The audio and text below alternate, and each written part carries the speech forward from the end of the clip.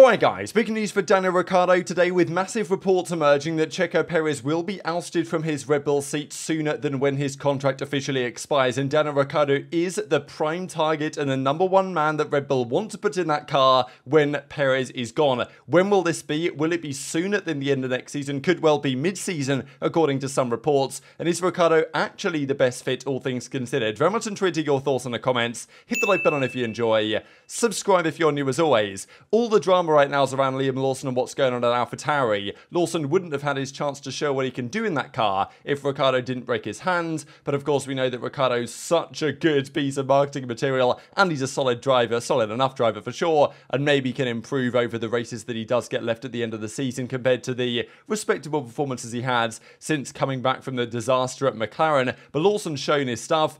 Ricciardo's just, especially if you're rebranding AlphaTauri to Hugo Boss or whatever, Ricciardo's the man you want. He's got the experience. He can apparently, according to Sonoda, provide great feedback to the team as well on the upgrades.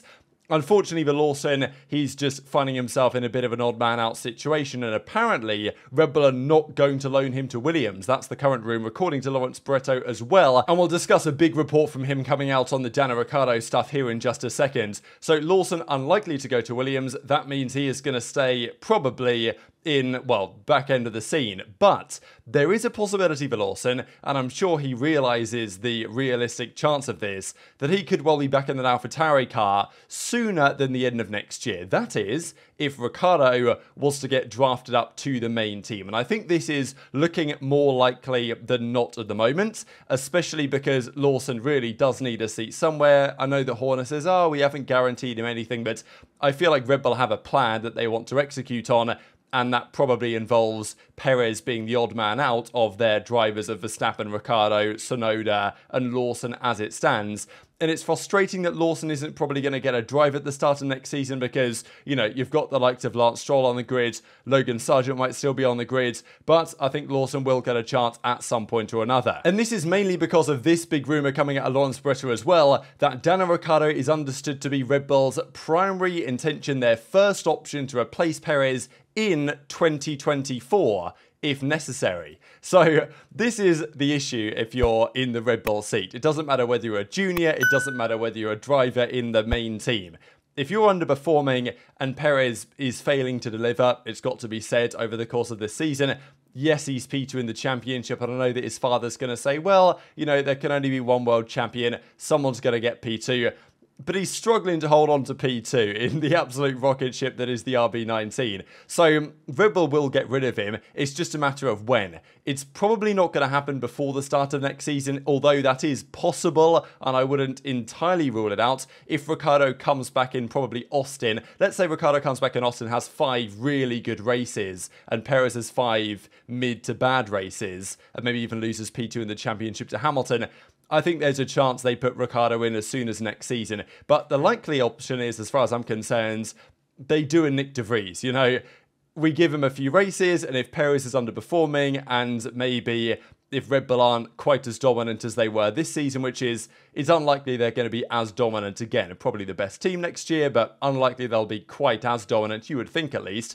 If they are going to have a bit of a battle on their hands in the constructors, Perez might be gone mid-season. So this is the rumour that Perez is quite likely will be gone even mid-season. And if Perez knows this, I think he might just call it a day immediately, but we'll see. I think there's multiple options. But Ricciardo is the primary guy that they want in the team. I guess they think that he is the guy that can partner Max Verstappen better than anybody else can at the moment within that Red Bull program of the drivers they actually have access to, because Perez isn't holding up to the challenge. It's too early to put Lawson in that car, surely, unless you want to destroy him, which maybe Red Bull do, but I think Lawson honestly could meet that challenge, but I just don't think it's the wisest decision. Better to give him some time in the AlphaTauri, and this means that Lawson's probably looking at all this going on and thinking, all right, maybe I don't get a drive at the start of next season, not going to help my development as a driver, but maybe I get a go a few races in when they kick Perez out for Ricciardo, or that happens sooner than that. So what do you guys think about the return of this partnership, right? Look, it was early days of Verstappen when this partnership was a thing. They had their, their incidents together. They had their interesting battles over time for sure, but Ricciardo was the man at the time that could take the challenge to Max. And yes, Max has grown as a driver over the last few years, and maybe Ricciardo's regressed as a driver over the last few years. It's always tough to go against Max, especially nowadays. But Ricciardo, his driving style really suited that Red Bull. You know, last of the late breakers, whatever you want to say. Red Bull's always been good on its brakes. The McLaren wasn't. It was really tricky in the braking zones, the McLaren, and that's especially why he struggled, I think, in 2022. Can he be better in this AlphaTauri? Looks like he can. Can he be better in the Red Bull?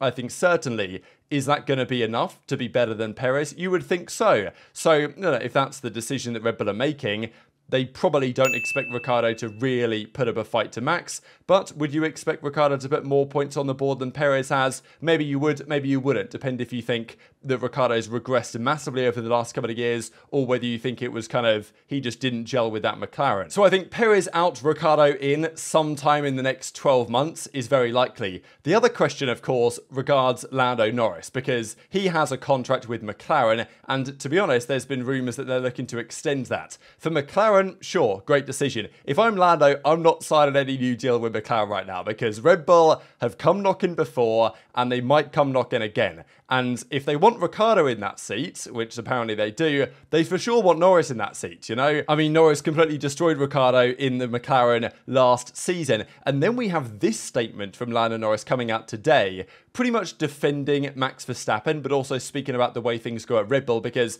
there's always the implication with top drivers in top cars, the car is designed for them, which to some extent it is, but I think the main theory really is that the designers make the car as quick as it can possibly go, and the best drivers, such as Max compared to Perez, can adapt to those changes. And sure, the way to make that car as fast as possible is probably to say, all right, let's give it as strong a front end as we can, and Verstappen can handle it. Perez is going to have a harder time with that. They don't have particularly similar driving styles, which is, you know, affecting Perez's performance now. Are they building the car for Max? Not necessarily, but are they listening to him and listening to his preferences more than Checo? I think for sure. So this is always the debate that happens. And throughout the season, we've heard that Perez said the car has gone away from him. Is that just because the car's got faster and Verstappen can adapt and Perez can't? That's probably part of it. And that's what Norris says. It's down to the driver to drive the car that they're given. And goes on to say, you know, it's not down to the team to just design a car for one man. Max said something similar the other day when Toto made comments that we were just talking about. I don't think you can just design a car for someone. It doesn't work like that. It's very much down to the driver to drive the car that they're given. So kind of throwing some shots the way of Perez, being like, I mean, look, come on, mate. You can't even get close to Max. Like, what are you playing at? But this also sounds like a man that is not concerned about going into the Red Bull and giving Max a challenge. His opinion is, well, sure, Verstappen, maybe they listen to Max more than they listen to Checo, but at the end of the day, the car is quick, and if you're actually a good driver, you can get in that car and do a job with that car. That's what Norris seems to think. It's like, look, if I was up against Max and losing, that's on me, you know, that's not on the car or anything, and he feels the same with the battles with his teammates that he's had in the past, and even Piastri this season. Norris said that it makes a more, I think even he said, like, more stressful season when he's got Piastri giving him pressure, but I think that's probably good for Norris's ability in general. So these words, talking about, you know, defending Max, saying, oh, you know, it's not the car that's designed for Max, it's on the driver to do the job, doesn't sound like someone who's concerned about joining Red Bull and thinking, oh, well, they're just going to make the car for Max, I'm going to get destroyed, not sure I really want to do that, be the second driver at Red Bull. You know, Ricciardo felt that a few years ago.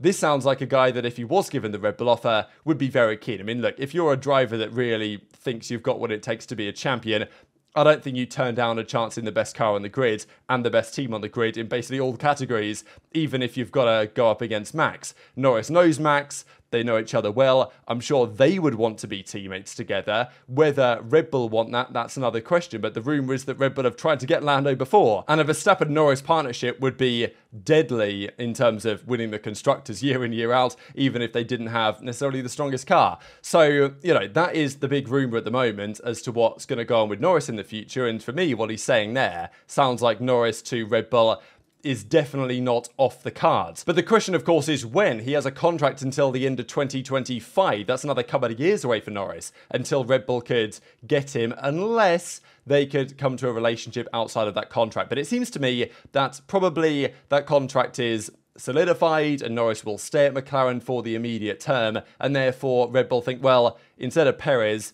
Danny Ric makes the most sense. And if Ricciardo doesn't work out, then it's like, well, Do we give Lawson a go now? Maybe. Do they give Tsunoda a go? But I'm kind of tempted to think that at that time, Tsunoda might follow Honda over to their Aston Martin project. I mean, maybe that's a year or so later than they could bring Tsunoda in, but it doesn't feel like they want Tsunoda in the Red Bull, because if they wanted him, they'd have probably already done it, to be honest.